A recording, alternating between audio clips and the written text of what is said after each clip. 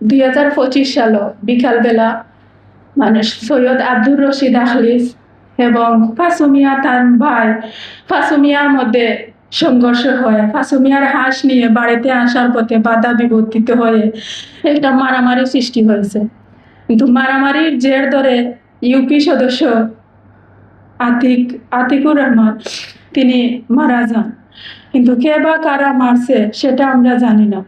আমরা তো বাড়িতে আসছিলাম, মহিলা হল, আমরা জানি না। কিন্তু এই হত্যাকাণ্ডকে কেন্দ্র করে আমাদের বাড়িঘর এবং ওই দিন পুরানো হয়েছে, সময় আগুন ধরানো হয়েছে। আমি এবং 13 মাসের শিশু সহ আমরা মোট 14টি শিশু আছিলাম, 6টা ফ্যামিলির 14টি শিশু আছিলাম। তখন আমরা 999-এ কল দিয়ে পুলিশ নিয়েছি। নেওয়ার পর আমাদেরকে পুলিশ সহ আমাদেরকে ঘর থেকে আগুনরত অবস্থায় উদ্ধার করে। পুরানো মাই রয়েছে, আমরা মহিলা কইতাম পারি না। আমরা দেখা যায় যে আমার বাড়ি ঘর আগুন দিয়া জ্বালাইয়া নিচে মাইছে, ঘর ভাঙ্গিয়া তারা মালামাল নিচে চুরমার করিয়া ভাঙ্গিয়া ইটে বিটে সব কিছু লইয়া গেছে।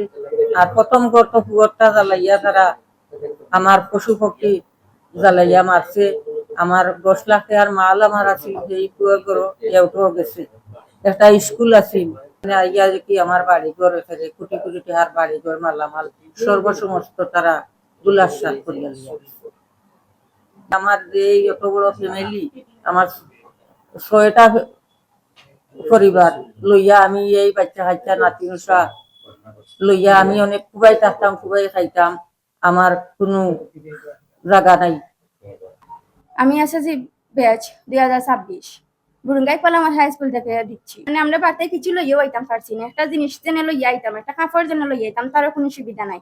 যে কাপড় আমরা ফিরন আসলো কাপড় লইয়াও আমরা বাড়ি আইছি। অনকে আমার জেনে পরীক্ষা, আইজ জেনে পরীক্ষা চলে আমার, এই পরীক্ষা আমি দিতাম কি লেখাম? আমার পরীক্ষা একটা বইও নাই আমার। এখন ওইল গিয়া যে আমরা একটা সুষ্ঠু বিচার চাইলাম যে আমরা ফুরুত টাইমতে তো কোনো দোষ করছি না। দোষ করিয়া থাকলে যারা করছে তারার উপরে তোমরা প্রতিশোধ নেও, আইনের আওতায় যাও। আমরা তো পুরো টাইম তোর কোনো দোষ নাই। আইজ আমরা বাড়ি ছাড়া অনেক কান আমরা চিত্রিয়া থাকা লাগে। ছোট ভাই বোনের আছে, তারা গেছ থেকেও আমরা আলাদা। এরপরে আমরা খানি অতটা মাংস আমরা খানি কিনা খান চলতো, কিনা কতদিন আমরা খাইনি, ইমন খান তো চলতো নাই।